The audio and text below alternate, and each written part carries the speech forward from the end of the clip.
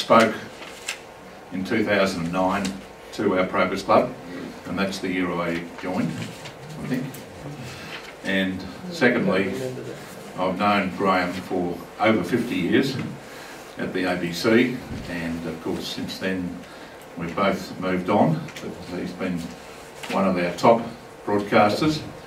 I put it there as a topic, painting the picture, because I always believe radio does that. And one of his bosses told me when I first started, Graham, and you might recall this, was Dick Mason. He said, Roger, when you're broadcasting, don't apologise, because 95% of the people wouldn't know you made a mistake. I'm sure Graham's the same when it comes to radio. When it's television, it's quite different. But Graham has had a wonderful career in television and mainly in radio in the early days. He's attended 5 Olympic Games and 6 Commonwealth Games, covering over 150 test matches, 400 ODI cricket matches. He cut his cloth for the ABC grandstand in cricket and football for 2 decades alongside the likes of Tim Lane, Peter Smooth-Booth, Clark Hanson, Joe Brown, Greg Miles and Dick Mason, I mentioned, and Ian Cleland. At the end of the AFL-VFL season, he will have broadcast a record by any commentator of 1,820 matches. An amazing achievement. A couple of years ago, Graham was recognised with the Order of Australia, AM, for significant service to the community through a range of charitable organisations and to the broadcast media. And as a life member of the AFL Media Association, and in 2003 was awarded the Centenary Medal for long and distinguished service and development of sport in Victoria and Australia. It was admitted to the MCG Media Hall of Fame in 1999, and in 1988 he won the AFL Media Personality of the Year. We look forward to hearing from you, Graham. Many of you know him as Smokey Dawson, and he's had a great career in broadcasting and still broadcasting today.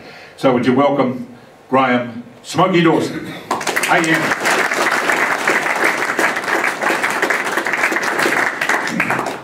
Thank you, Mr. President. What a pleasure it is to be here with you today, gentlemen. As Roger mentioned, I spoke to this club. I'd forgotten about it. So I hope those of you that were there have forgotten what I was talking about, because I might just happen to go over a little bit of similar ground. You won't object to that, will you? Now, because Roger did say I'd spoken before to the huge distinguished gentleman of the Bentley Progress Club, it gave me a little bit of concern. What and how long should I talk to you? So I thought, postage stamp? No, not enough really, is it? Then I thought, Roget's Thesaurus, let's go that way. Oh, hang on a minute. Test cricket list by Graham Dawson, I got the wrong book. Forward by Richie Benno, so if the book mightn't be worth reading, but the forward is, so thanks Richie. So I thought, we'll go somewhere in the middle. So there we are. I'll just leave that there in case I need to refer to it. I consider myself to have been very lucky. I've had a wonderful life, nearly 48 years actually, Rog. We've probably known each other. It has been known to exaggerate on occasions. So I reckon we met, he said over 50, I reckon we met 45 years ago. Came knocking on the door at the ABC. I want to get on the air and promote my second greatest love in his life, rowing. Anyway, that's another story. But I have been in the game for 48 years. I consider myself semi-retired, but I'm still lucky enough to be doing a little bit of work at the footy and over the summer talking about the cricket. Hard to stop, isn't it? And hopefully I'll be aware when it is time to hang up the microphone. But from the age of about 3, all I ever wanted to be was a sports commentator. At the age of 3, I couldn't read or write, but I could talk. So I used to walk around the family home, tossing a ball around and broadcasting games of cricket and football to myself with all the players of the day. And you gentlemen look, most of you, as if you would remember the names of Hassett, Lindwall, Miller, Harvey and all those guys, and Hutton and Betzer and Compton, and those guys playing for England. So there you go, that's how I hadn't been to kindergarten. In fact, there wasn't one in my little, nowhere near like beautiful Bay Morris in the leafy eastern suburbs, and I live in Kew, and I've gone back to where I grew up. That's an air Kew too, gentlemen, not that other one. So here I am, wanting to be a sports commentator. It's in here. My late father had grown up in the Depression, served with the Royal Australian Air Force in the Second World War, and worked as the internal auditor for the State Electricity Commission of Victoria. And don't we all wish it was still operating today? Along with the Gas and Fuel Corporation, and our bills wouldn't be so expensive. Anyway, he said, no, son, none of these fanciful ideas, because going back into the 60s, very, very few opportunities. I remember a very good friend at school, his sister was working at 3DB, and she arranged for me to go and see the late and great Ron Casey. I was still at school, and he said, son, the place for you is the ABC. He said, I'm here at 3DB. He was doing a little bit of work at Channel 7, just a little bit in those days. He said, oh, Mike Williamson's over there at 3AW. But there's hardly any bloke in the business who didn't have a big name coming through a sporting career that got involved in the media. It's still pretty much the same today. But he said, the ABC put on these guys who haven't had to do, because you cover a lot more, all sorts of sport. So he rang up while I was there with him and spoke to Noel Bailey, great broadcaster, probably our greatest. Bruce, not listening. Athletics course. He could first if Bruce was here. Anyway, so I said, that's terrific. So I finished school. Off I went to uni, like we all did. Had a good time, as we all did, or most of us. Easily distracted we were, as you could imagine. But I did train to become an accountant. Hands up in the room, how many accountants we've got with us? Or former accountants? Oh, sorry gentlemen, how boring would my life have been if I'd stuck being an accountant? So, that was what happened there. But, halfway through my studies, a gentleman who was to become a great friend and colleague, that one I mentioned just a short time ago, Lindsay Hassett, was called up by Sir Robert Menzies and said, Lindsay, you're doing the next ballot for the National Service. Get those young blokes at 20 years of age off to Vietnam. Lindsay pulled my marble out. So we were allowed to finish our studies, and at the end of that, he said, right, study's over, we wait, get the call up, go and do your medical, and off you went. I must admit, during the course of my 2 years, most of which was spent in Sydney, and 4 of us had a nice little terraced house in Bondi Junction, where we were great believers in the revolving door policy, and dare I say it, there were many shattered, broken-hearted young ladies in the eastern suburbs of Sydney when we all packed up and returned to Melbourne. That's another story. But I had some interesting discussions with some quite senior officers over a beer after cricket or golf or whatever sport we might have been playing on a Wednesday afternoon about maximising the talent. I did work in an office because I had training as an accountant sort of thing, but it was an interesting time. About half of the 20-year-olds were called up, and about half of those that were called up went to Vietnam. So it was a bit of a lottery which way the cards fell, obviously. Anyway, that was that. And I was about 3 weeks from being discharged from national service, coming back, and I had a few months' work, actually working. My father, as he's got the pick and socks, got me a job with the state government auditor. So I had a bit of training in that area before I actually went into Nasho. And the same guy, whose sister worked at 3DB, rang me on a Monday morning in Sydney, about 9 o'clock.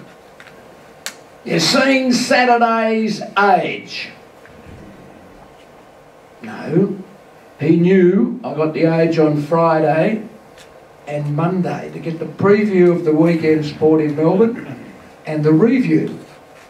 And I couldn't, the Saturday's Age in those days, you had 48,000 pages of real estate and everything else, and it cost him $2 or $3. Well, that was a couple of stakes, 3 or 4 schooners down at the Eastern Suburbs Leagues Club, which was in 5 minutes walk of where we were living. Beautiful. And did they welcome us down there? They were fantastic. Come and use the pool, boys, come and use the gym, do what you like, go in the bar.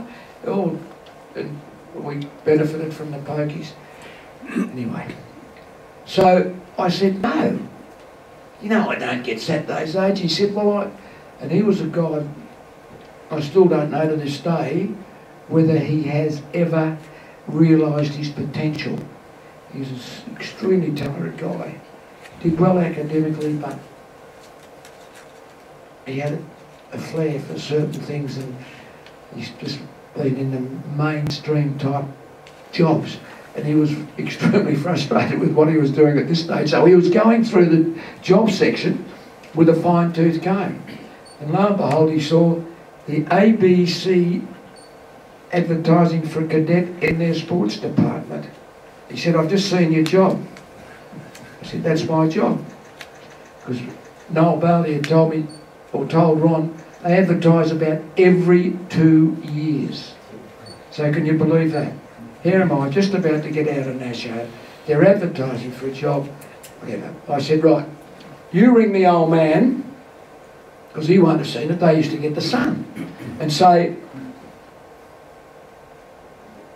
"Get one of his mates from the golf club, who's either a judge or a surgeon, to write a letter to say what a fine, upstanding young man Graham Dawson was."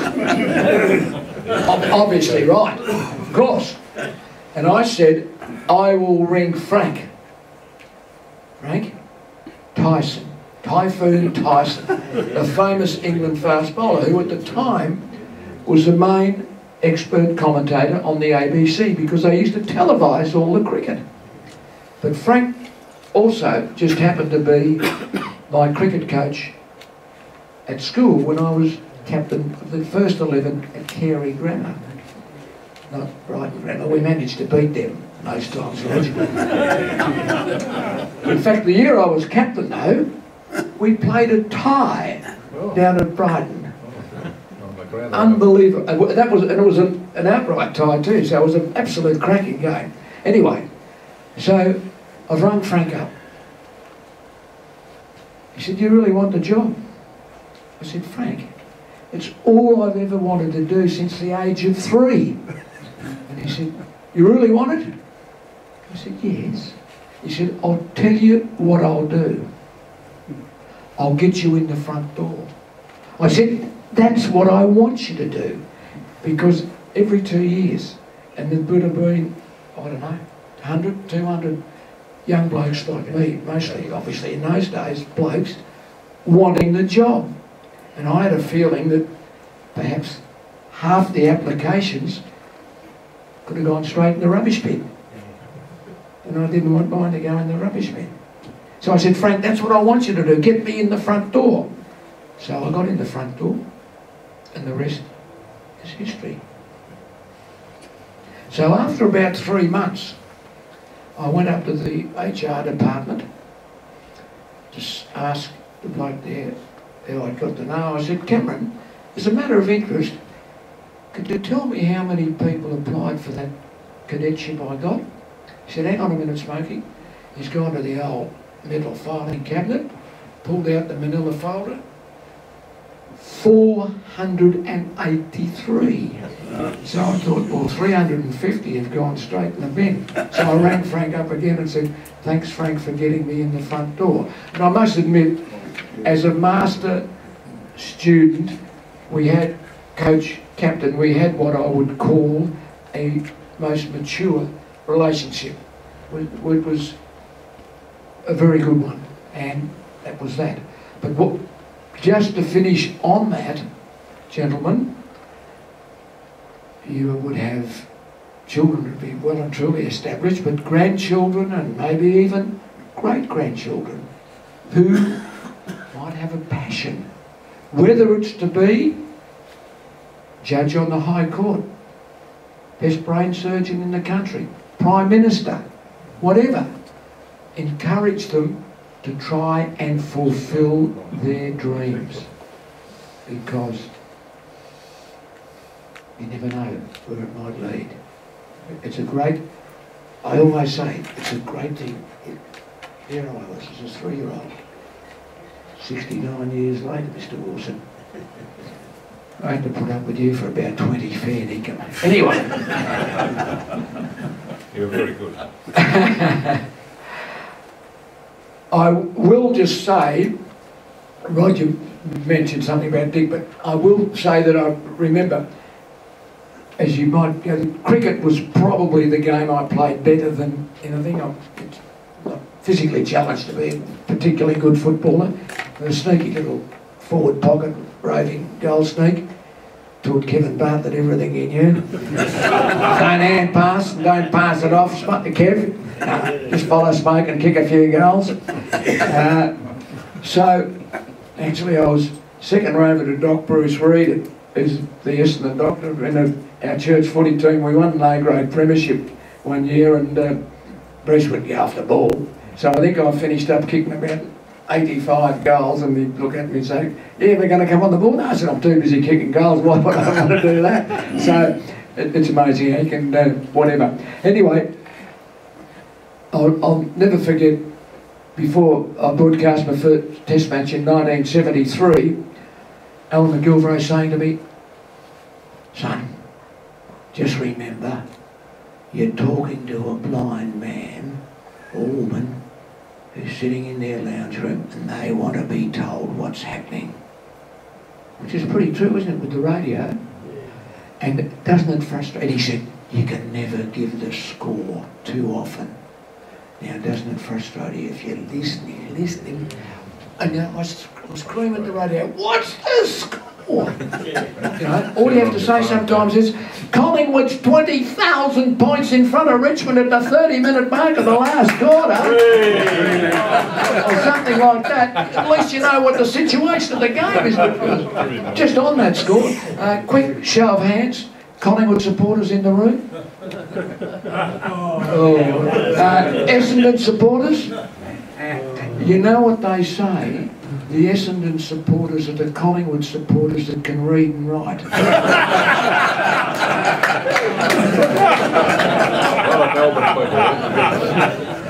Well, they'd understand that, Roger. So, Alan's given me the pep talk, and it was great advice. So, that was fine. We got through our first test and went on. My wife of 45 years standing is an English lady. So she must be doing something right to have kept me under control for all those years.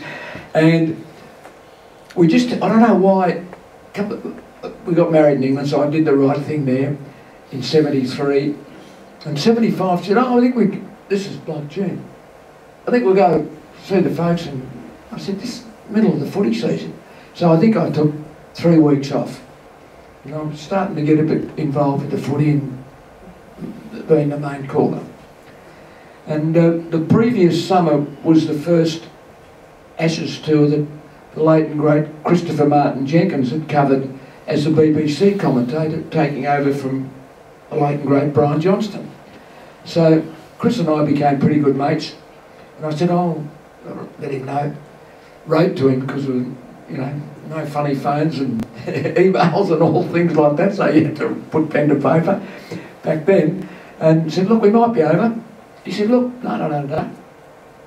So that's all right. And I left, it was the Queen's birthday long weekend, I think. I broadcast State of Origin on the Saturday. No, so a state game, Victoria WA, left on the Sunday. They played all the round of matches, 6 on the Monday. And I've arrived Monday. Tuesday we've gone to Royal Ascot. Oh, what a day. In the jeans and t-shirt, didn't spare up. No fancy, but I paid my quid at the gate. But Wednesday, Christopher had got us tickets to go into the committee room at the Oval. It was a semi-final of the World Cup, the first Cricket World Cup in 1975. We played England at Headingley. West Indies, obviously the dominant team, were playing New Zealand at the Oval, so that was going to be a walk in the park for them. But here we are. He said, you got a jacket and tie? You always have a jacket and tie, yeah. Off we went. And always have a tie on for you, Mr. Wilson, too, by the way. And so, explicit instruction. So that was fine. Chris is working.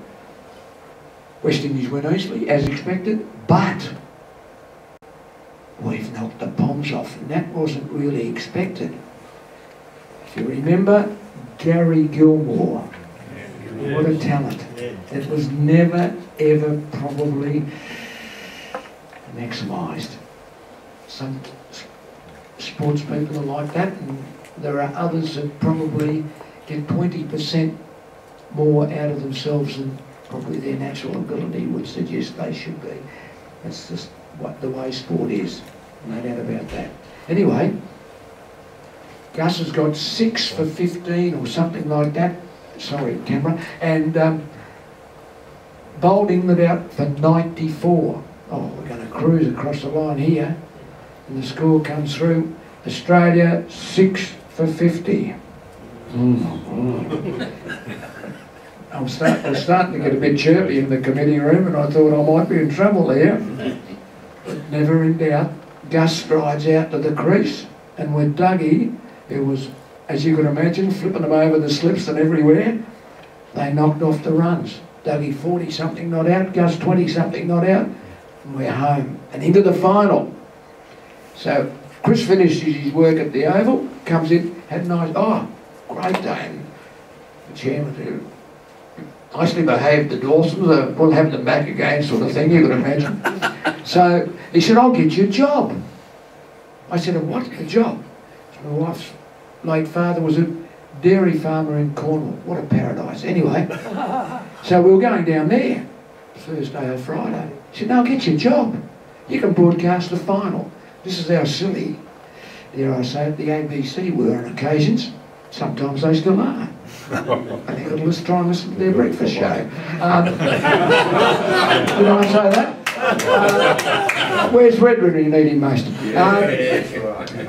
So, Alan McGilvray was arriving in London on the Sunday after the World Cup final because we were staying on to play 4 tests in a Aussies there. Now the Ashes series, make some more money. Arrived Sunday. So we're in the final, and the BBC said, we need an Australian commentator. Christopher said, there's about 30 blokes from the West Indies lining up to be Johnston, Arlott, Tony Cozier, and the rest can go to wherever. And you're the Aussie, because they knew my work from the previous summer, put him on. So I thought, how good big was that? Young, and you know, you're kidding, and I was, you know, so, yeah, exactly right. So I've thought, that's terrific. Went out to the BBC, met, his name was Morgan. Anyone who's a great rugby effort? Cliffy Morgan? Yeah, Wales, he headed BBC Sport. Yeah, terrific little fella. Thank you. I knew someone had known. Couldn't remember the Cliffy part. And he said, oh, great, yeah, we liked your work last summer, or winter, your summer, and look forward to having you in the team. So that was good. Got up Saturday morning, and the bosses said, I've done enough shopping, I want to go to the cricket. And I've gone, I beg your pardon? I'm coming to the cricket with you. Darling, I haven't got a ticket. Doesn't matter. Yeah, gentlemen, if you're a Richmond or Collingwood supporter and you rang me at, you know, 8 o'clock Friday morning, because they're playing Friday, you never know. I'm in Melbourne. I might be able to get you into the MCG. It's happened before. But I'm in London, going to Lord's, hadn't been there before. He said, I'm coming. So we were on the train, got off at St John's Wood, walked up to the members' entrance. I said, just stand there, darling, just stand there. Hopefully I'll be back with the ticket for you. Yes, yeah. Don't keep me waiting too long. So Roger can understand, he knows my wife would be right, thank you very much. And I've gone up, found the commentary box. It was not at the nursery and now in the new bubble, but it was up in the top of the pavilion. Oh. And met Peter Baxter, the cricket producer. Peter, I've got my wife here, she wants to come to the cricket. Any chance of getting a ticket? Oh, he said, I wish you'd asked me yesterday. And I thought, that's a good line, and I have used it on occasion myself. And that was after he'd introduced me to Freddie Truman and Trevor Bailey and John Arlott. I'd met Brian before, and you know, Tony Kosier. Oh, what a day. Anyway, no, he said, listen, go down to the MCC office down below. They might be able to help you. So I've gone in. Young lady comes out. Yes, sir. Oh, look, Graham Dawson's my name, from the Australian Broadcasting Commission, as it was then, still then. Today I'm working for the BBC. I showed her the ticket. Broadcasting the game. A lovely English wife out there. She desperate to come to the cricket. Is there any chance of getting a ticket? Well, sir, you might have to have a word with the Major. The Major's over here. So I've gone, sir, Major, sir, as I was on a minute. Graham Dawson, Australian Broadcasting Commission, and a member of the Melbourne Cricket Club, now 50 years, of course. And I said, working today for the BBC, and lovely English wife, she's just waiting at, would love a ticket to come into the ground. Is that possible? Young man, I think you should have a word with the Colonel. So, out come, I'll go and get him for you. So out comes the Colonel, and I thought, I'm going to have to, Colonel, sir, you know, Graham Dawson, Australian Broadcasting Commission, working today for the BBC, a Melbourne Cricket Club member, lovely English wife. Any chance of getting her a ticket? Ooh, young man. I think you perhaps should have a word with the General. Oh no. So down he goes at the bowels of the office, out comes the General. And I thought, phew, this is going to be good. Generals now, you know, Graham Dawson, Australian Broadcasting Commission, working today for the BBC, Melbourne Cricket Club member. I think I might have had the MCC tie on too. A beautiful English wife, she's just outside the main members' gate. Any chance of getting her a ticket? Young man, he said, how are you placed for the Reddies? Sir, gone to the wallet.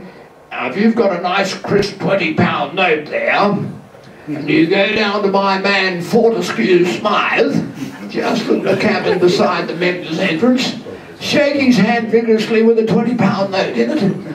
I'm sure he'll find you the last ticket available to get into the ground today. So off I went, like Usain Bolt. Waved, think we're right, darling? Yeah, okay. Mr. Fortescue Smythe, else. He said, the General sent me down and said you might just have the last ticket, my beautiful English wife, just now, to get her into the ground today. Oh, you are a lucky man, young man. Here it is right here. And he had So she got in and we had a great day. It was amazing because the game started at 11. They stopped for lunch. They stopped for tea, and in the middle they had a change of innings. And it was a 60-over game, 66 ball overs, and it went on till about 8:45 at night. But the light was still good, and Viv Richards was knocking the stumps down, and Tomo and Dennis were running off a no ball at the end. It was all happening. But it was a wonderful experience, and she had a good day too. Who won the game? The West Indies. But we were competitive. We were pretty competitive. I think the margin, Roger, was 17. 19. Yeah, he knows.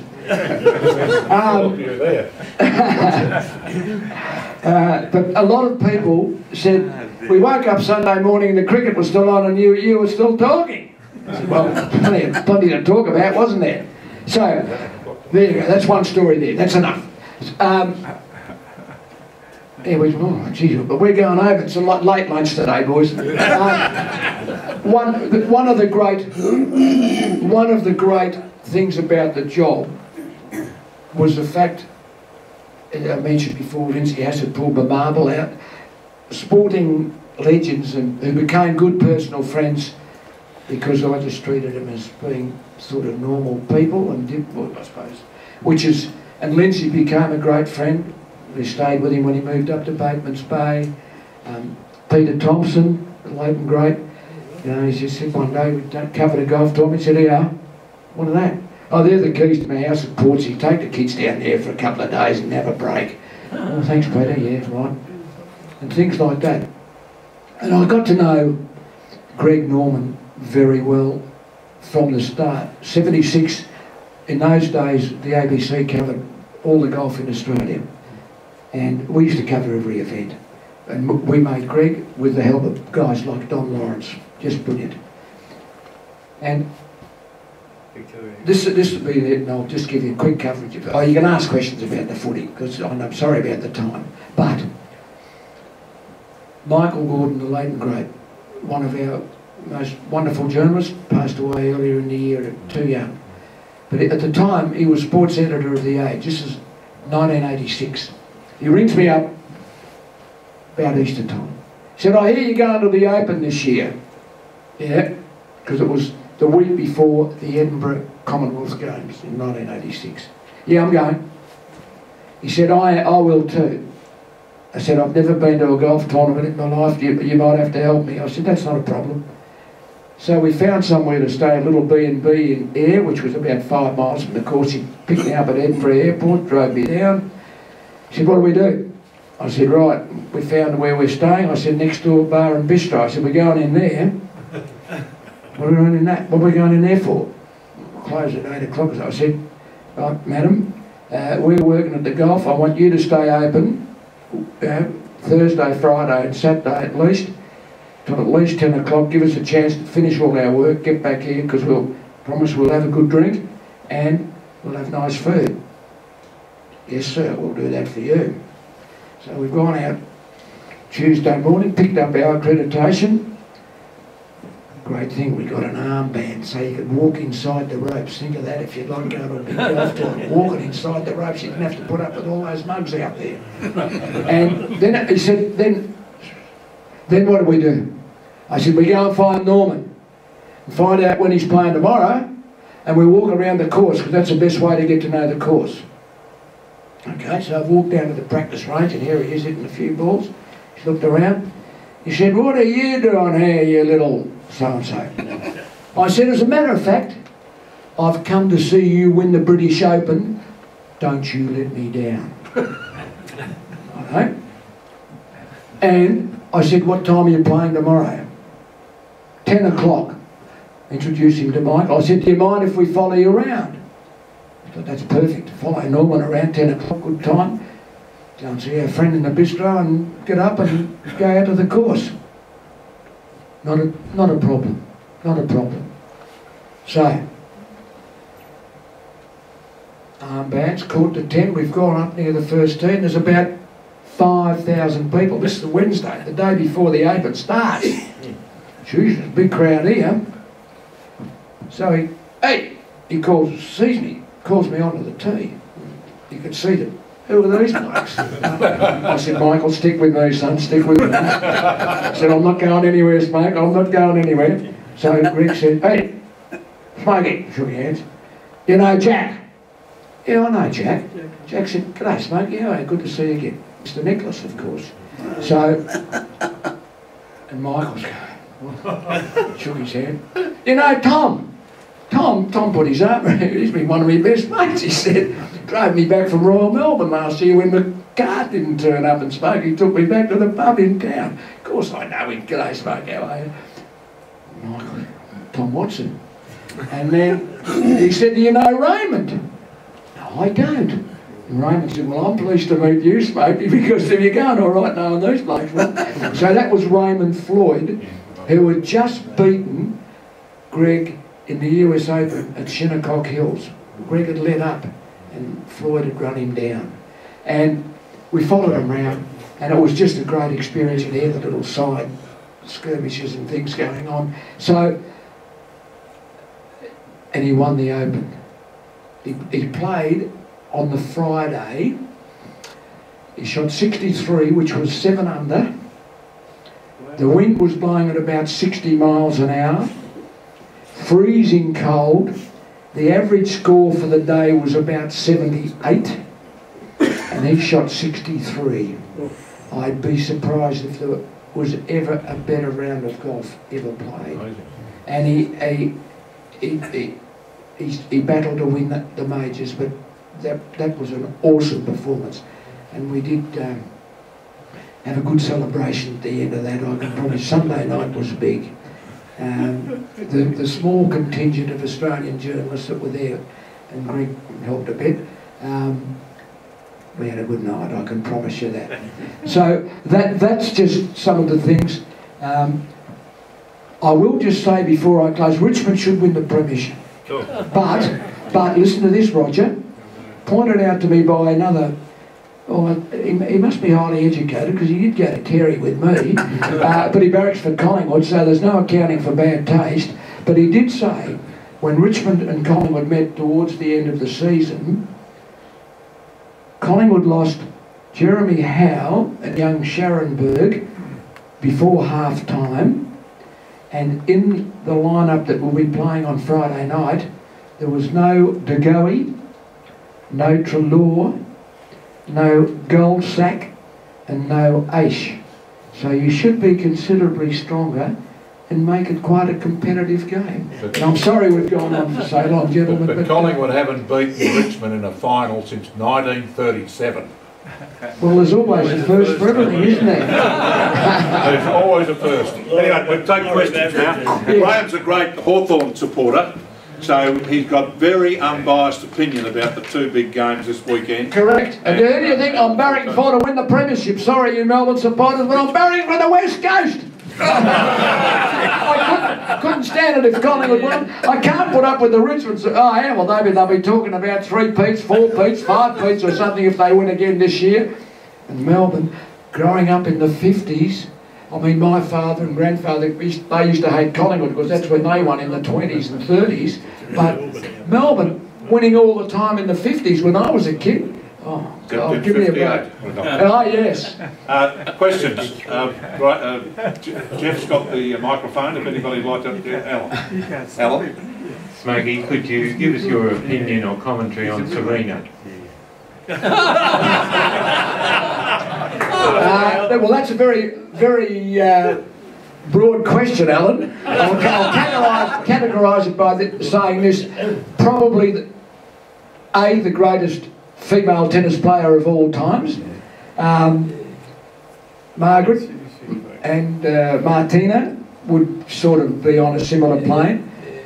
You weren't looking for an answer like that, I know, but I wouldn't care who you were. Her performance in the US Open final, just not acceptable. It wouldn't matter whether it was, I mean, you wouldn't see Roger Federer do that. You wouldn't see Rod Laver do that. John McEnroe. You might have seen John McEnroe do that. You might have seen Andre Agassi as a younger man do that, and then the penny dropped and he didn't play like that. So, and you could see the difference in the way he played. So, no argument. And the umpire was, the guy admitted he was coaching. Yeah. And even if she didn't see or watch, he's aware that coaching's going on from the stand. That is just against the rules. So there's no argument. But that obviously had nothing to do with the fact A, she was a woman, and B, she was black, or she is black. Anyway, Philip wants to ask a question. What's the greatest sporting day you've experienced? That's a good question, Philip. Just repeat the question. No, sorry. The greatest sporting day I've experienced in football, I'll just categorise it, whatever. The 1989 Grand Final, the greatest game ever played. Still the best. Sorry, but irrespective, but Hawthorn defeated Geelong by 6 points in an absolute cracker. And I still to this day, whenever I see Malcolm Blight, say, you sent a bloke out there to kill Dermot, he half did the job, why didn't you put him back there and finish him off? There he is, half dead, taking a couple of marks in the first quarter and kicking goals. What sort of inspiration is that? And in cricket, probably very close second was the World Cup in '75, because just for the experience of being a young commentator, the closing, well, the centenary test for a start, because it was such a significant event, a marvellous milestone. The fact that it was acknowledged as it was, all the test players who played in Australia from England and Australia were there, just brilliant. And then to get, dare I say it, I'm walking back to the commentary box, gone past where the TV boys were commentating. Frank whispered to me, so Frank, if a wicket falls now, it's the same result as the first test match. Christopher was on air, I whispered that in his ear, wicket falls, same result. What a fairy tale that was. So there we go. And two things in my Olympic commentary. One, just shattering, was the disqualification of Jane Saville as she was about to walk into the Olympic Stadium in Sydney, and that got replayed by the ABC. I was working for Macquarie Radio Fair, whatever they call themselves now, but we were in combined coverage, and that got replayed and replayed, but it was just, but I'd been aware that she was in trouble because 2 days before I'd called the men's walk, and the guy who crossed the line first was from Mexico, and he got disqualified after crossing the line for his infringements. Now, 80,000 in the stadium, if they disqualify the Australian girl after she crossed the line first, they tear the joint down. So someone had said sensibly, stop her. And that's what they, which made it more dramatic. And that's, the bloke jumps out as she's about to enter the stadium.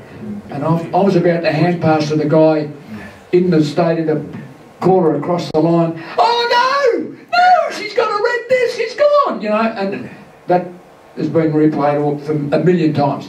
And the other, out of joy, it was an interesting one, a little fellow about my height from Turkey, originally from Bulgaria, called Salamanoglu. He was a weightlifter who won 3 gold medals, and that had never happened before. And he was up against a little Greek guy who was a tiny bit heavier, so he had the weight advantage, lighter body weight. Leonidas from Greece, so you can imagine half the auditorium blue, half red. Greece against Turkey, not much love lost there. And Juan Antonio Samaranch, sitting there, has come in to present the medal, so he knew it was big if he's there to do that.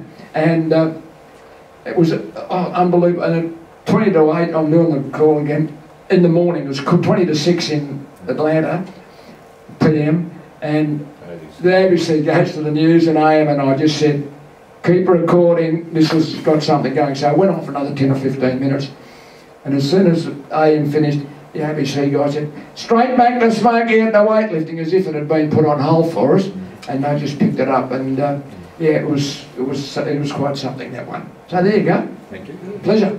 More questions? No. No, that's good. That's good. I'll finish by saying, how about this, right? Sorry. I normally get asked, touch of bias in this, but the best footballer I've seen in my commentary days from the early 70s, I'll bracket, dead heat, can't pick 'em, Lee Matthews and Gary Ablett Sr. He was unbelievable, Gary Ablett. To think he started his career at Hawthorn too. We would never have lost a game if he'd been playing with us too. And I put in Wayne Carey not far behind them. In cricket, best Australian fast bowler, D.K. Lilly. Best slow bowler, S.K. Warne. Best batsman, G.S. Chappell. And from overseas, best batsman, I.V.A. Richards. A bit harder with the bowlers. Malcolm Marshall was the most respected bowler by the opposition batsmen of the period. I can go back to Wes Hall.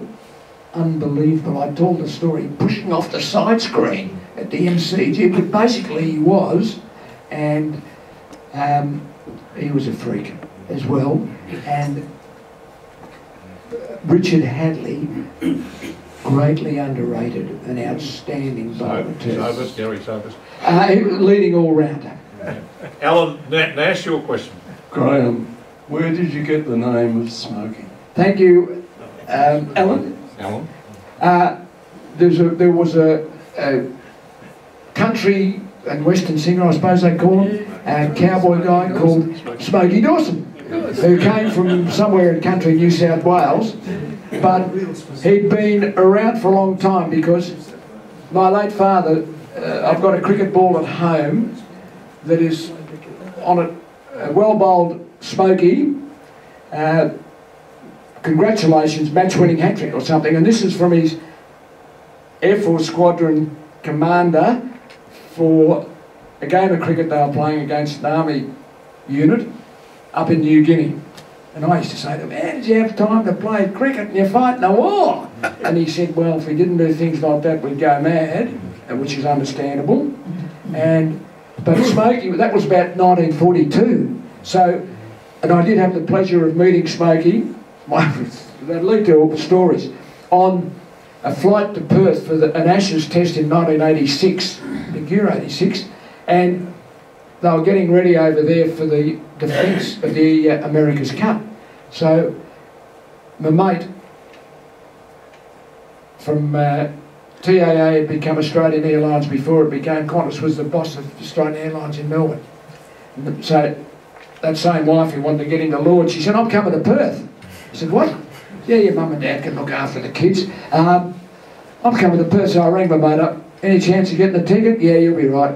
And then I rang him the day before and he said, oh, I don't put you down as Smokey Dawson. By geez, on the flight too. I said, well, get your bloody cameraman out there and say, Smokey Dawson and Graham Dawson, Smokey Dawson from the ABC are on the same flight to Perth.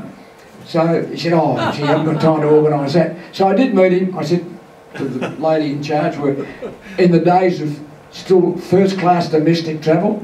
That's where I was sitting with the missus. Good seats, and he was in one, I think I was in two.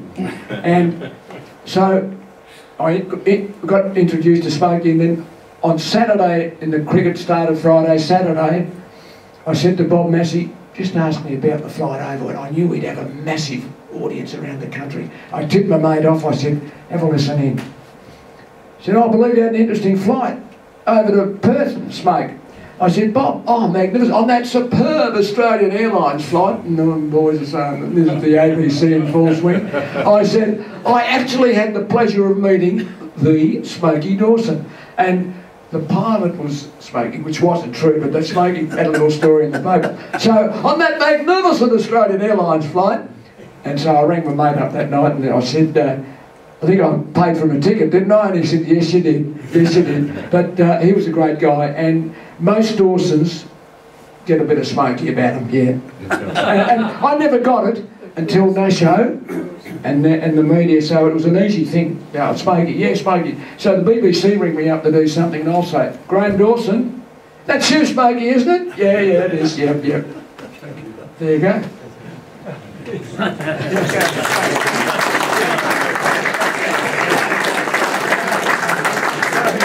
Graham, thank you. And I now ask a mad Richmond supporter in Lloyd Jenkins to give a vote of thanks. Thanks, Lloyd. MCC member as well. Oh, yeah. 50 years. Graham, I think I've been given this task because you and I are about the same size and we are wearing the same tie. Lovely. We heard our president say that today's meeting is something rather special for him. Well, it's turned out something rather special for all of us, has it not? Graham, we are so pleased that you are a failed accountant. So am I! We have enjoyed and appreciated your work right down through the years. We are pleased that the other of the 483 applicants for your job missed out, and you got it.